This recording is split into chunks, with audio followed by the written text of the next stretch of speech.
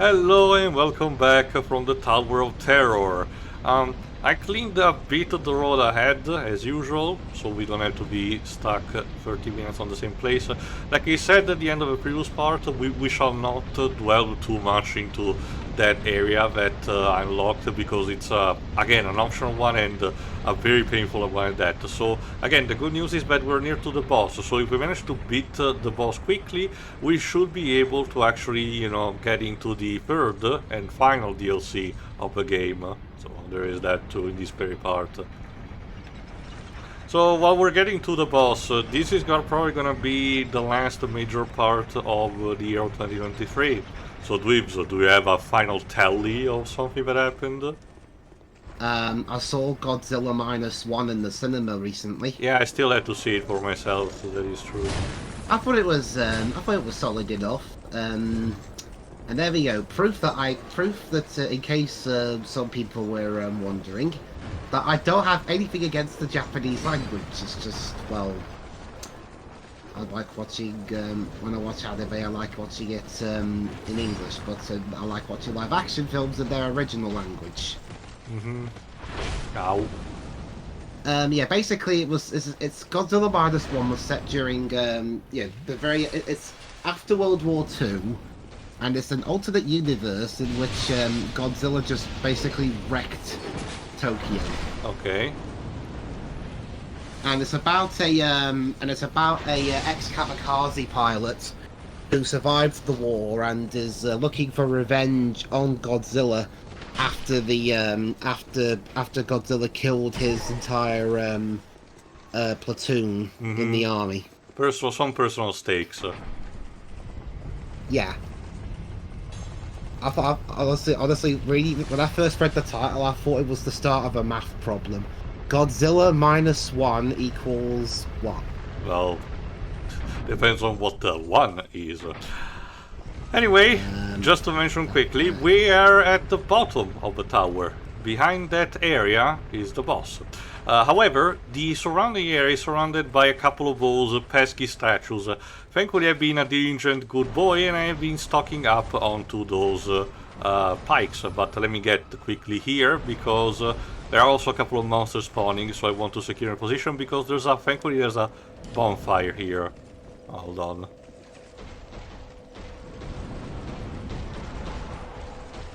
Can you please leave me alone? No. Okay, Dweebs, continue in the meantime, might as well. We're gonna stay here for a bit, I suppose. And, yeah, basically, there is a lot of death. Obviously, as it's custom with the kaiju movies. Yeah. And this is the first Japanese Godzilla film that I've seen. All the others have been the American end. And it was certainly a different experience. Although there was one scene that I thought was a bit weird in that there's a character who should have died but didn't. It got better. Yeah, they got better. I won't say who because spoilers. But, yeah. Yeah. I still have to see Godzilla -1, but again, I heard good things, so I'll definitely check it out eventually. It's interesting as well because there's a new American one coming out. The Godzilla times Kong. Yes. Yeah. Wow. We're in the era now of Godzilla films being named after math problems. Or Godzilla shipping. -1, Godzilla times Kong. My kaiju verse of the Warner Bros. Legendary series still is King of the Monsters. It's a shame that it's still not being the best received, but I'm still glad overall that the series is continuing somehow. So there is I still haven't seen Godzilla vs Kong yet. It's enjoyable, but I can tell you in a couple of aspects, like the score, it's a bit of a step down compared to King of the Monster. Like, say what you want, Bear McCreary's score of King of the Monster is fucking amazing, and he probably deserves a nomination at the Academy. Godzilla vs Kong and X-Kong got Tom Holkenborg. Again, the score of versus Kong is not bad, but it's not very noticeable per se. Alright, let me deal with this guy too. Ugh. Ow. Unfortunately, if it stays close to that area, there you go. There you go. The statue there is gonna heal, keep healing him, which is the effect that he's gonna have onto the boss himself.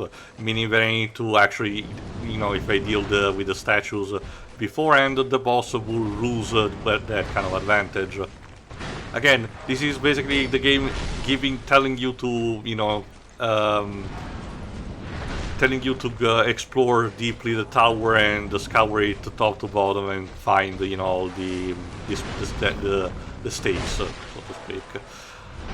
By the time we're recording this, also the second Aquaman movie is out, but considering you didn't particularly like the first one, I'm guessing you're not gonna see it, Wibbs. I'm seeing it tomorrow. Oh, okay then. So you can tell me also what you think. I'm not sure if I'm actually gonna see it. Maybe, maybe not. I genuinely still like the first one overall. But again, all the stuff that has happened between Warner Bros, DC, and, you know, the actors involved, it's just too much of a mess. So I need to decide if when I watch the movie I will just do it, you know, when it gets online, or actually in cinemas. Oh, speaking of superhero things and being a mess, God. the Jonathan Majors trial came to an end. I mean, recently. I can tell you this: Marvel Studios has a very, not dodge a bullet, but managed to luck themselves very out by the fact that the character in question that he played, Kang the Conqueror, has changed appearance overall in the comics multiple times, meaning that the recasting can be easily seamless in this case. Yeah, basically, to sum it up, Majors was charged with assault offences, was found guilty on a couple of them, and so Marvel Studios decided to kick him to the curb.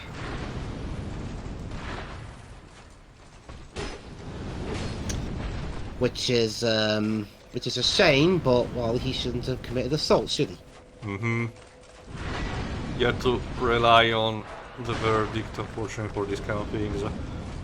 Yeah. There we go, finally. Okay. Now, let's stake this final place, this final thing, using the smelter wedge.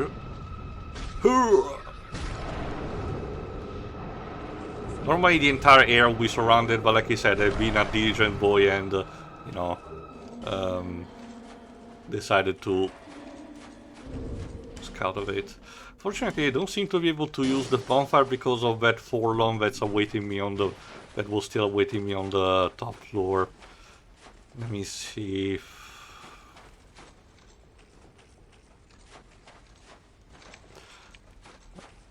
Did he climb down? No. Alright, let me see if I can use the bonfire, otherwise we'll just wing it and see if we can actually make it first try. Probably not, because this boss fight can be a bit tricky. I mean, after all, it is the final boss of the DLC. But, let's see. No, still cannot. Alright then, fine. Here's hoping, I guess. Let's get moving. Alright, here we go.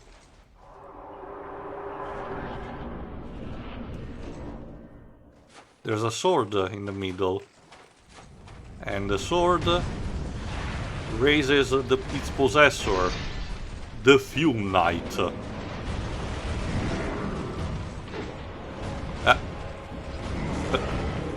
The big sword, of course, is the bigger threat overall, but again, dual wielding makes this guy still very dangerous. Fun fact, this boss has two phases. If we survive enough, we'll be able to see it. Remember Velstad, the guy with the bell staff that we fought in the crypt? You know, remember, each boss can give us a piece of equipment, obviously. If we enter here by wielding the helmet of Velstad, the boss immediately will start in phase 2 from the get-go, because it's just that piece of Velstad due to lore reasons. It's hilarious.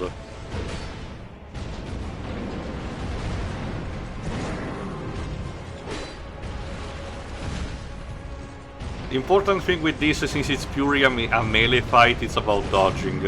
And again, ouch. Ouch. And again, the big disadvantage might have been, you know, the boss constantly being healed by the statues. Otherwise, it is perfectly doable. It's just a matter of being patient, as you can see. Thankfully, the shield that I have gives me enough protection to parry even the great sword. It's just a matter of...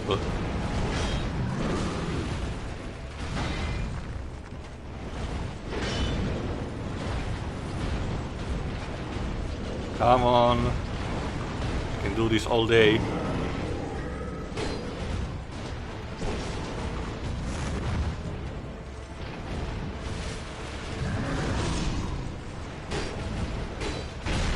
Ow. And the damage of a great sword so far is fine. It's mostly the second phase that's gonna be a bit more tricky.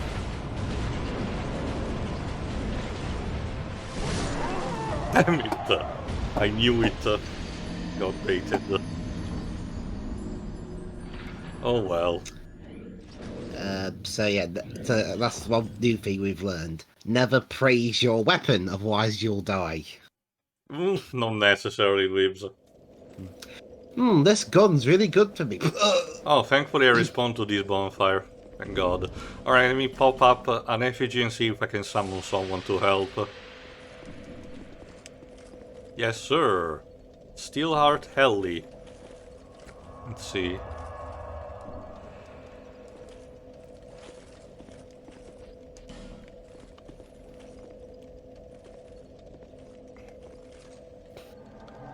Summon this phantom. Yeah, Summoning Charming. Steelheart Ellie. This place isn't what I describe as charming. Not sure what kind of yokai tribe would fit in this. Not even Shady Toss, probably. Alright, round 2. Thankfully I got spawned to this bonfire, so we're gonna be here for a bit. At the very least we don't have to do the whole track. Should we sing a bonfire song?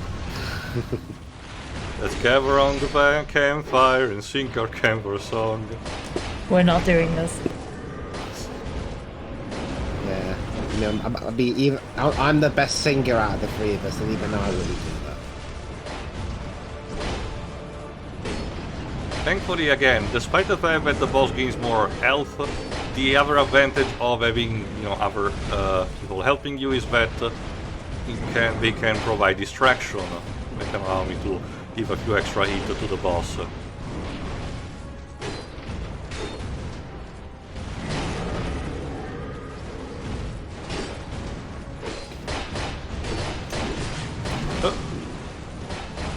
So actually, I forgot, Dibs. Have you went to see the boy in the Herald instead? I forgot if you. It's not out yet. Dibs? It's not out yet. Oh, okay. Right. It's supposed to come out at the end of the year in my country at the beginning of January. I've seen a clip of Robert Pattinson's skills as the teacher of Herald, and it's quite something. I can tell that. And it makes me curious for once to actually see the English dub at some point of a movie. Oh, Go on. in terms of things I'm looking forward to next year, the Euros are coming up in the summer, and I'm planning on going to a match in Germany. For which specific one? An England one, obviously. Okay, which do you know already what the adversary will be? Okay, the second phase. There is. So let me find out which one it is. There we go. I'm hoping to go and see the one against Serbia. Okay. Again, I don't know if I've got the tickets yet, so we'll have to see. It's in a place called Gelsenkirchen. It's somewhere in the country. It's in the west. West Germany. Okay. Yeah, so somewhere in West Germany. And in terms of whose countries from our group are in the tournament, mine is, Alice's is Scotland, Tio's is Italy, and Pedro's is Portugal. Okay. Shiroi's, it's still up in the air at this moment. They'll find out in March. Alright, it's doable. I just need to be more patient. Basically, the second phase, if you noticed, the Fuming Knight ditches the small sword, infuses the big one with a fire dart spell and dark flame, and the range of the attacks become a bit more, unpredictable. But again, as you can see, I already was at a good point. I just had to be more patient. No matter. There we go. I guess the match that you're going to see that you just described, these are the preliminaries. It's the first match of the group stage. To establish who's gonna go. Well, no, the group stage is the beginning of the actual tournament. It's just, there's a group stage, and there's the knockout rounds. Okay then. Last, Italy will be defending their title at this upcoming. So yeah, well Good done, luck. Your Last country has something to defend. Last time that something like this happened, we kind of lost at the beginning, so I'm not counting anything. Like, yeah, that seems to be a curse lately in World Cups and Euros. A lot of the time, a country that wins the previous tournament does really badly at the next one and goes out of the group stage. it happens, fortunately. Yeah. As for who's in our group, so let me find out. We are in Group C with Slovenia, Denmark, and Serbia. Italy are in with Spain, Croatia, and Albania. Okay. In Group B. Portugal are in with Turkey, the Czech Republic, and whoever wins the upcoming playoff in Group C. So it will either be Georgia, Luxembourg, Greece, or Kazakhstan. And Scotland, let's find out who they've got, will be in Group A with the hosts Germany, Hungary, and Switzerland. When was the last time that a host actually won the Euros or the World Cup? I'll check. Last time Euro host won tournament. Activated earlier than expected. Well, there was one time in 1968 where Italy won the Euros in Rome. Okay, interesting.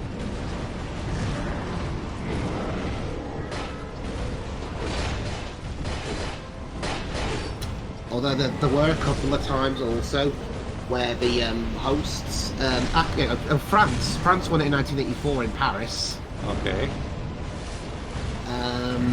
There were a couple of times also after that where the hosts got to the final but lost.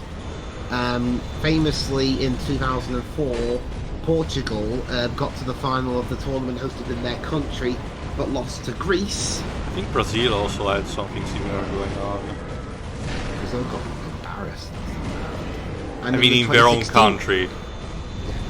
And in the 2016 Euros, France got to their own country's hosting final, but lost to, and I guess in a roundabout way, Portugal. So there we are. Is it really turnabout this fair play in this case? I wouldn't be too surprised if that's not the case. So yeah. So there we are. Last time a host won the Euros in their home nation was 1984 with the French. That's for the World Cup.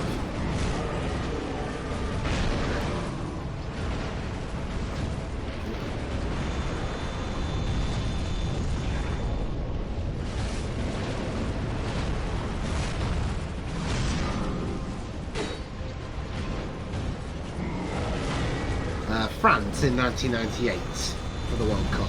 There. The others were Uruguay in 1930, Italy in 1934, England in 1966, West Germany in 1974, Argentina in 1978, and the French in 98. I forgot. Do the Euros have does each Euro have a mascot similar to the World Cup? Oof. I think so, yeah. Although I don't recall seeing Germany's one.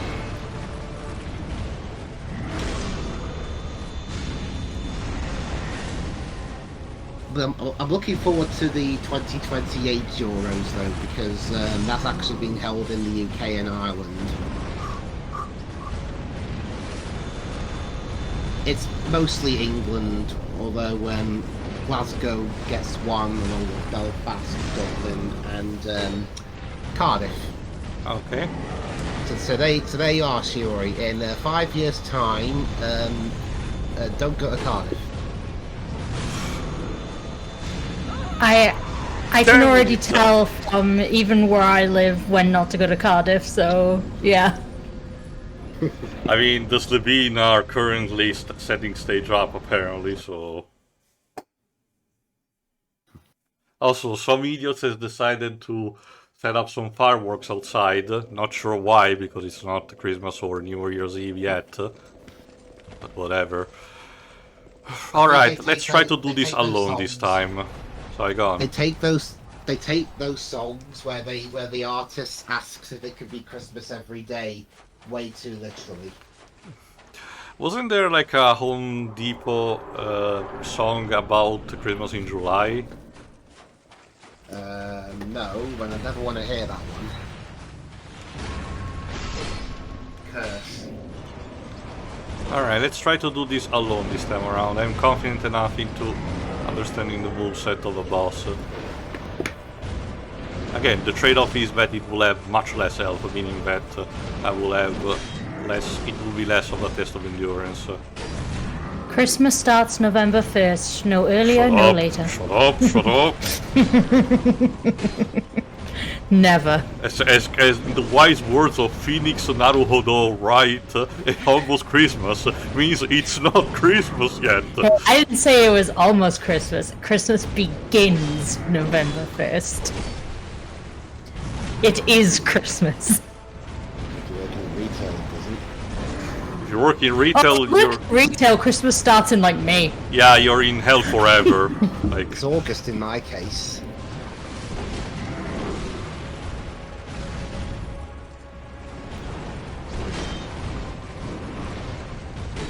Up, third swing.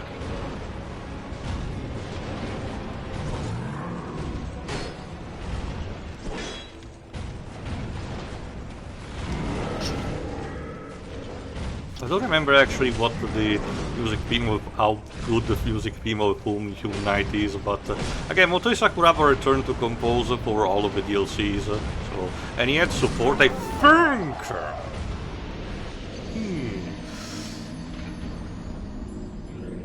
Patience.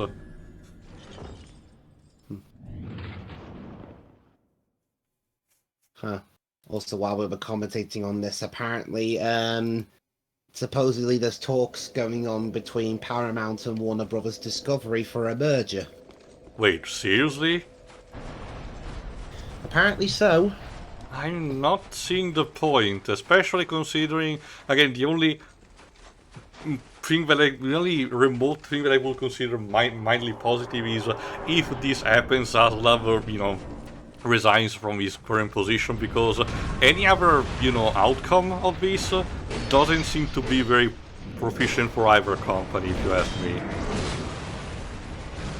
Like we were just talking about, the Monsterverse, still going, but again, it is true, ever since Zaslav took over, Warner Bros. Really is entering a dark period.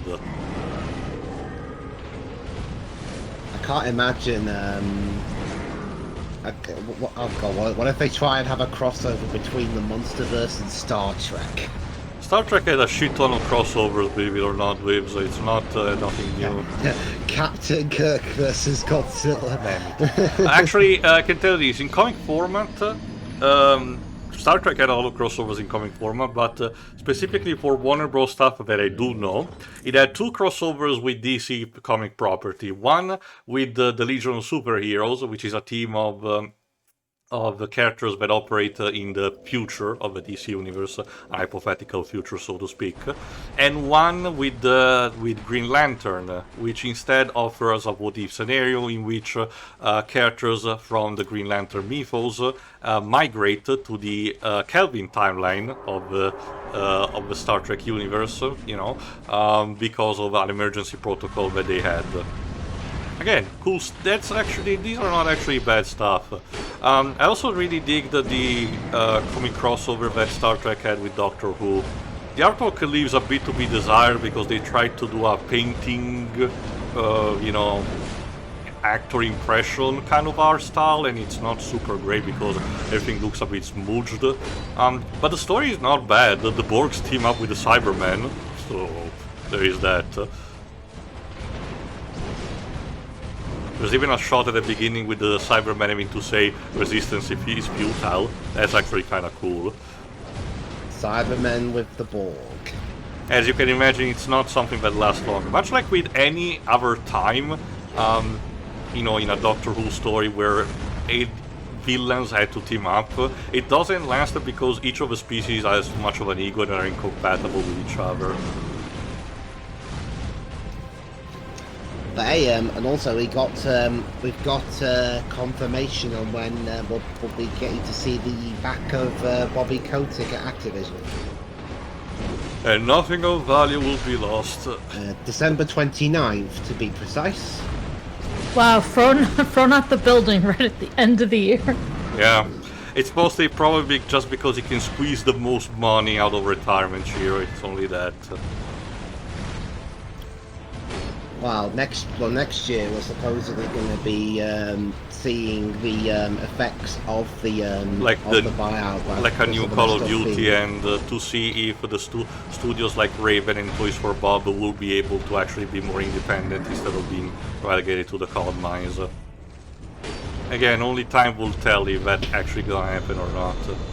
Yeah, well, it'll be interesting because apparently the most recent Call of Duty was received really badly. Yeah, they even made that stupid joke. Even by critics who normally really like the games. Yeah. It really just showcased that they were not giving too much of a shit anymore, or the studios were just very, very tired. Damn it! Wasn't it also because it was supposed to be DLC but stretched out into a whole new game that was full price or something? I think so. Yeah, okay. I will say, I won't hold Microsoft's feet to the fire on that one because they only officially bought the company a few weeks before. It's starting with the next one that the judgment will have to be passed. Yeah. Mm-hmm. Yeah. Ooh, hold on. Maybe there's actually a human player that I can summon. Yes, Shaltier King, please help me. Yeah, seriously, yeah. The transaction was completed on October 13th, and Modern Warfare 3 was released on November 10th, so... Come on. Yeah, unless Microsoft were the fastest workers in the world, I don't think they could get a lot done in 4 weeks. Alright, Shaltier King, please help me. Alright, it's so bizarre to see actually a human player around these parts. Again, if this game is still played these days, people mostly stay on the PC version, not this one. Alright, let's see if this guy, with this ally, we can turn the table.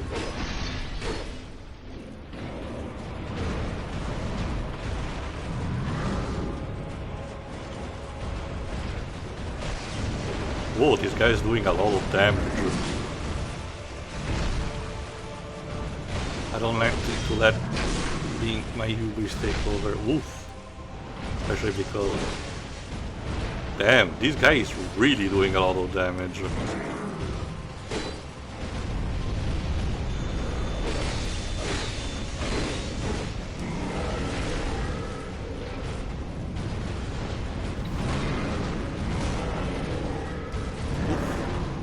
Come on.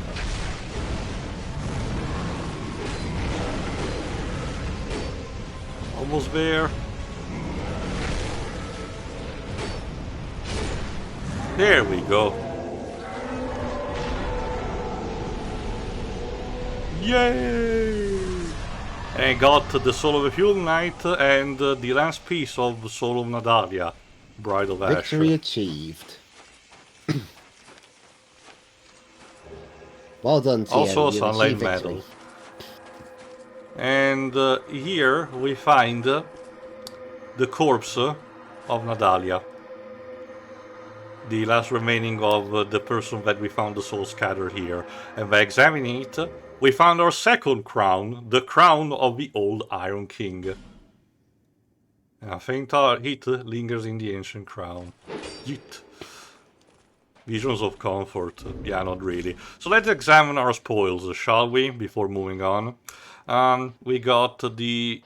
let's see... the Soul of a Fuel Knight. There we go. Sorry, apologies. The Soul of a Fuel Knight that guards the dungeon of Brume Tower. Raime was a distinguished knight who became infatuated with the Bride of Ash and settled in this land of smoke and fog. The wondrous soul of his knight can be used to acquire numerous souls or to create something of great worth. So basically, while I'm getting to the next place, the story goes as follows, in case you forgot a bit of the pieces. The old Iron King was an asshole, as we established through the previous parts. The guy was hunting for sport, you know, the undead, you know, he was just that kind of a dick. And the... oh, there you go. And this fortress that he built on top of a volcano sunk and eventually turned into the demon that we saw, the old Iron King, you know. Alright, we need to travel to the Shaded Woods. Where art thou? There we go, at the crossroads. The key point is that he had no bride, and he died. The Bride of Ash came later and saw that shit had gone down for real, and as a result became, you know, fell into despair, and eventually scattered her soul among pieces in the Tower of Brume. When the Fuel Knight arrived, he, as we call it in the industry, became, for lack of a better term, a simp for the Bride of Ash, and decided to guard her place with his own life. So there is that. There is a bit more lore to the Tower of Brume, but again, we're not seeing because it's very optional content. Maybe we'll get a quick look at the very end before actually going to the final boss, but there is that.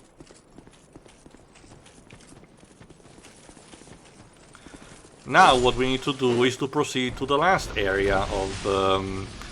we already have the item that we have to actually enter, so don't worry about that. I will actually examine it before examining the altar that we need to get through. We just need to defeat these falconeers.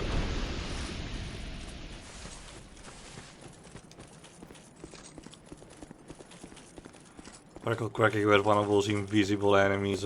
Yeah, there he is.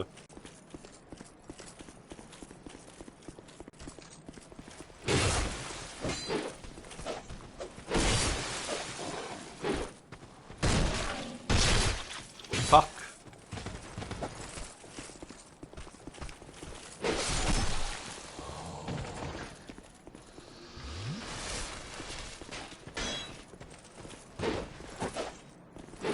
There we go.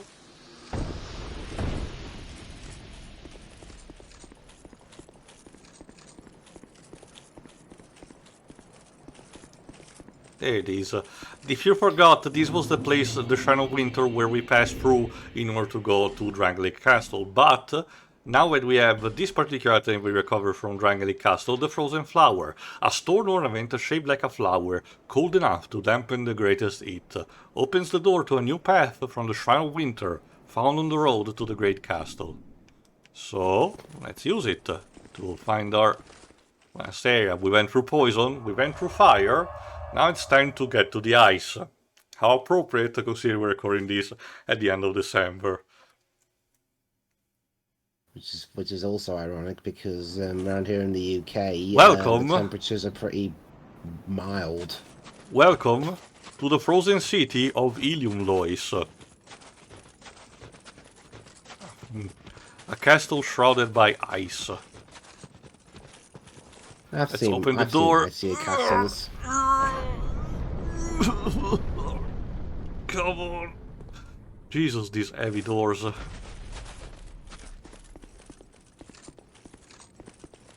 If I recall correctly, okay, there's a bonfire here. Cool. And then the main character gets hernia from opening the door. That will be interesting. But right as we arrive, a voice tells us to basically peace off that we're not welcome here.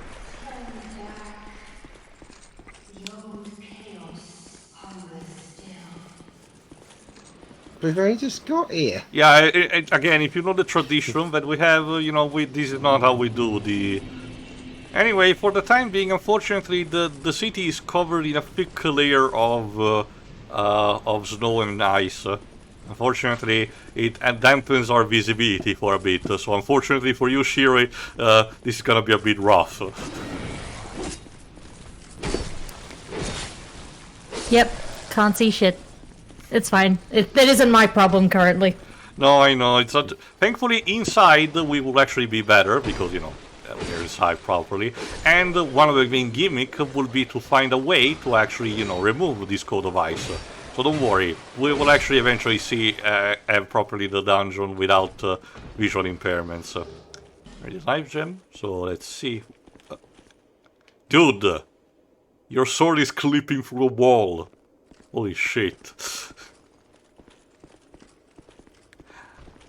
Interestingly enough, if you actually light a torch and you go outside, it will get extinguished immediately. These cold winds are too much for it, unfortunately. And this elevator is broken.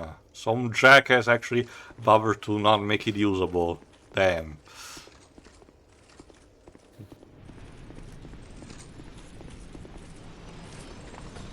Try beating to a pulp.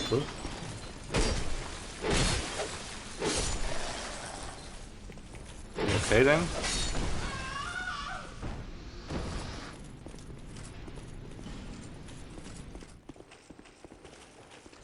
Golden fruit balm. That's not really useful. But thankfully the enemies, as you can see, these 30 enemies are not too much of a hassle. Again, considering we decided to pick this area for last. It's just a matter of trying to explore the vicinities. If you can believe it or not, Shiri, there's one area in this DLC that's even worse in terms of weather condition. We're probably not gonna go there because it's at that point it's actually regarded as one of the worst areas in the entire game, so we're not gonna waste time on it. Just to give you even the enemies blend in here, Jesus. It's on purpose so you can get ambushed. But just to give you an idea, it's a vast snow plain with no real major landmarks, and you have to roughly orient it with endlessly respawning demonic reindeers. Yeah. Huh. Visions of Torch.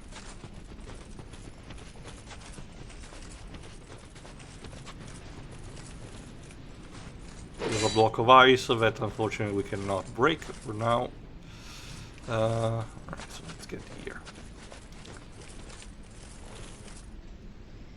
Okay, let's see. I don't remember if I'm supposed to actually get here by this point or have to go later, but... ooh.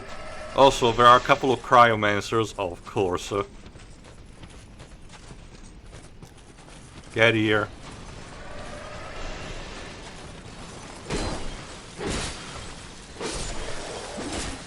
There you go. Recover the stamina.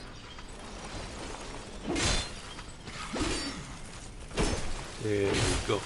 Thankfully, the sword that we acquired at the beginning, towards the beginning, the Sword of Drangleic, is still very good enough, you know, fully upgraded. So it's actually helping us carrying through these later areas. If I remember correctly, these giant crystals of ice, you know, some of them have some enemies inside it, some others do have treasures, and once the ice wind is lifted from the city, they will actually reveal, giving a new context to the dungeon. Ooh, this guy has a bit more health.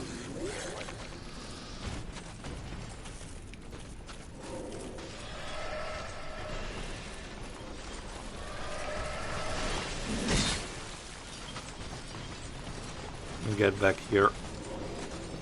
Lives, how many ice puns can you think of with but hard mode you're not allowed to call Batman and Robin? It's I need some time to think about this one.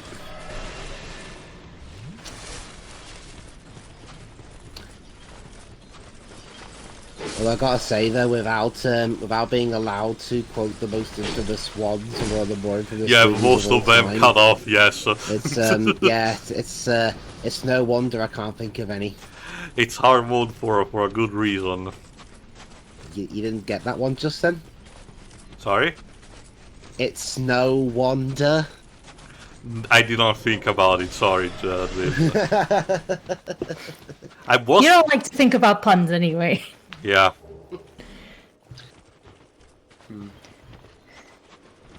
I was thinking of one that I remember hearing from a stream when someone actually did this kind of, you know, gag, but...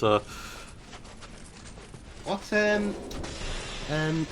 you guys like cakes? I mean... I guess. I like the one with frosting on it. Boo. Ah. I'm just jealous because you didn't make it.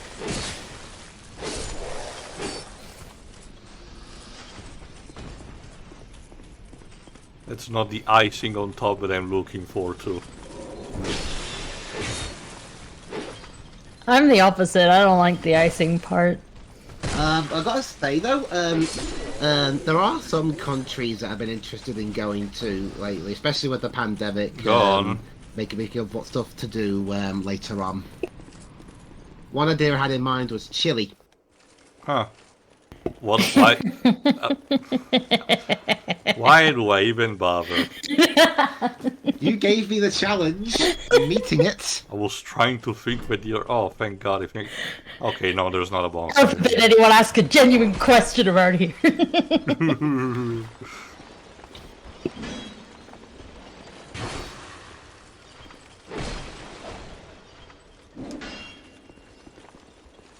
we go. Let me see, can I backstab these guys? No. Here we go.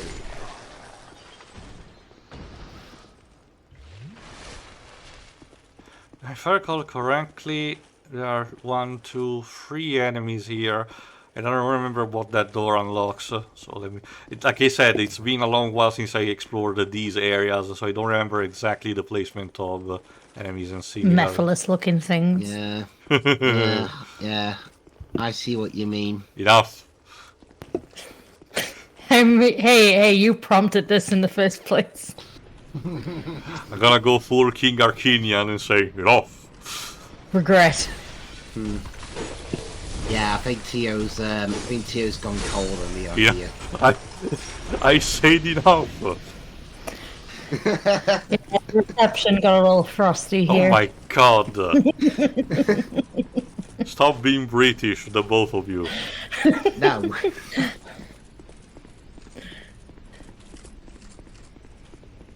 Alright, I don't remember where exactly that leads, so let's try to... Actually, first let's slaughter the priest a bit for extra souls. Kara will be so proud.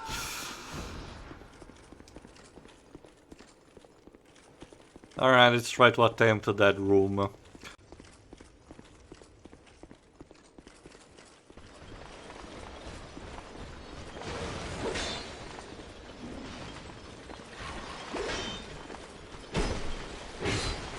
At least this is an appropriate environment for this time of year. Like I said, Well, yes. as like I said earlier, though, Shiori, around here at least it's a bit milder than I think 10 degrees off my check. Same here. It's not all that cold today. Which is fine by me. I hate ice and snow. It has been cold here, but unfortunately, it's been years since it actually been snowing properly. I do miss it. I genuinely tend to like snow. We get snow in all the mountain areas and such, like the really high up places, but generally the towns and stuff don't really get it. We just get the ice, in which case I do not go outside. Does the local, you know, do the local cities actually have contingency like salt spreaders or something? Yeah, they're usually out before anybody wakes up, really. So, Thank goodness. yeah. Alright, let's see where this door leads us to.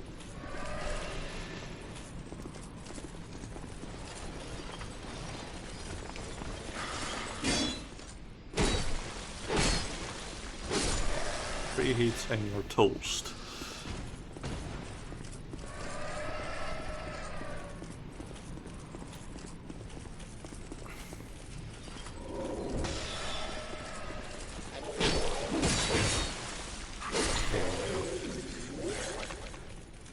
Some of the weapons do proc bleed, but I'm still relatively resistant. Again, thankfully, they made the balancing working for the most part. Things are gonna get rough when the ice is gonna get lifted, especially also for the boss fight. Torch ahead. Yeah, it's no big deal. Okay, I'm just gonna ignore that. I think I've exhausted all my ice puns and cold-related puns. It's like there. Oh wait, I think I know where this goes.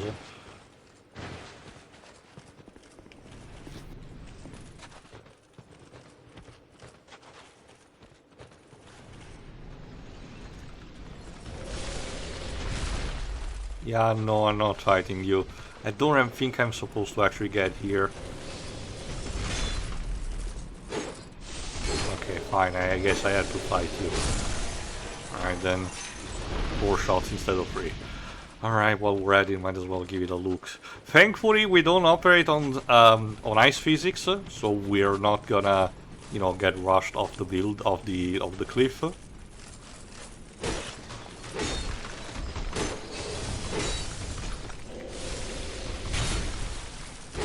Go.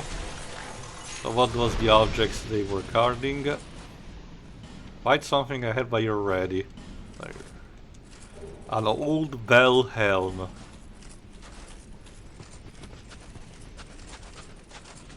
A piece of equipment.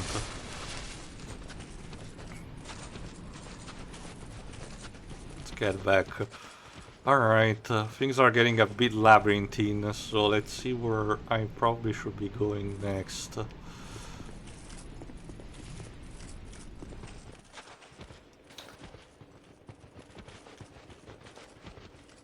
Alright, this one. How many years is it? Gone.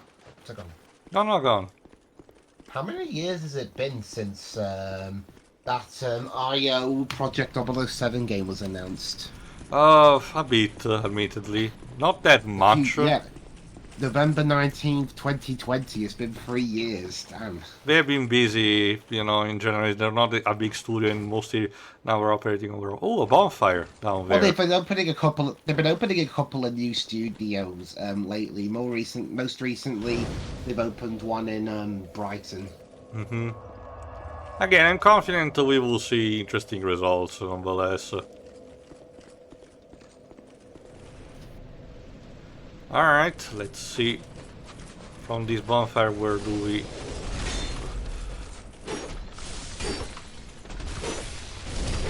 Here we go.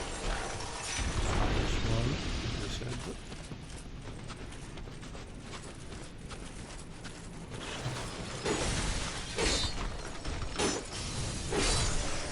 -2. Let's see where this passage takes us. Actually, nowhere.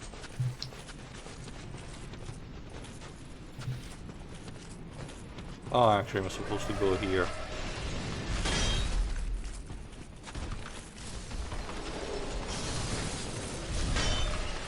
Fucking delayed hitboxes.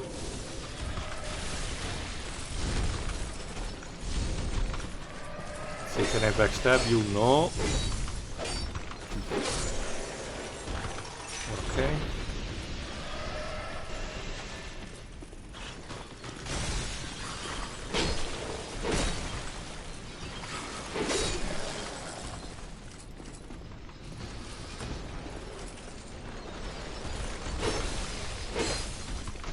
Also, you get the fuck out of here. There you go. Yeah, so far I think I'm able to actually withstand these. Okay, let's see. Uh-oh. Was not over from this side. Shit.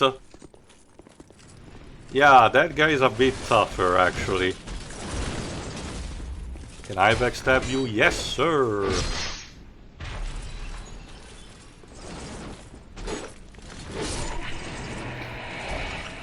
Alright then. Let's check. Disc. Radiant Life Gem. And let's open this lever. And by opening this door, let's see if we have unlocked a shortcut or not.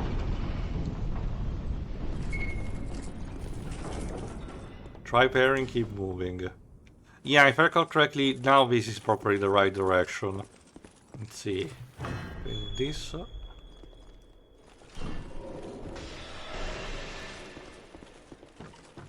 Get back here.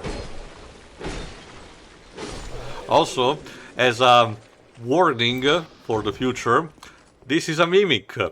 Right in the act of eating someone. So let's memorize this, because when the ice is gonna retreat, this mimic is gonna return to be a simple chest. Joy by the way, monster ahead. So again, the dungeon has a way to actually inform you preemptively of the bullshit, some bullshit ahead. Alright, let's see, do I want to actually... yeah, let's get up.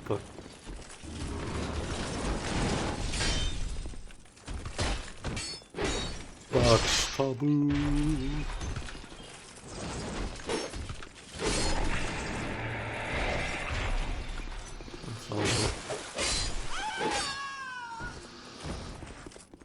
Tough enemy ahead, therefore try sorcery. If I recall correctly, there are a couple of invisible enemies around these parts actually. Let's see. I need to actually get around the ballistas. No, okay.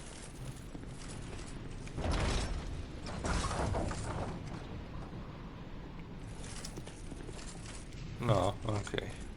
Let's see. Inside here, nothing. Okay.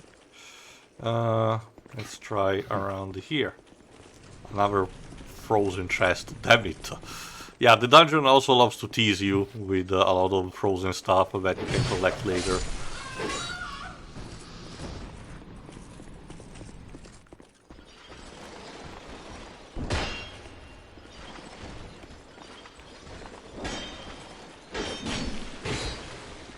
There you go. Let's see, there's also... oh, another lever for an elevator. Let's see where it takes us.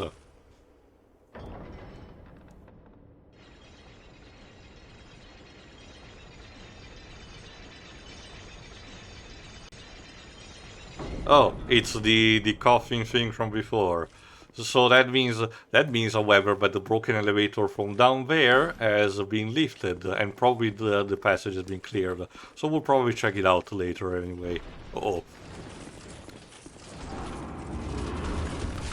Yeah, I don't think you're doing that. Not yet, anyway. Mm-hmm. Another time.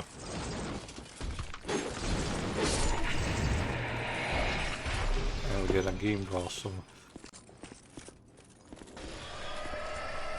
Come down these stairs. There you go.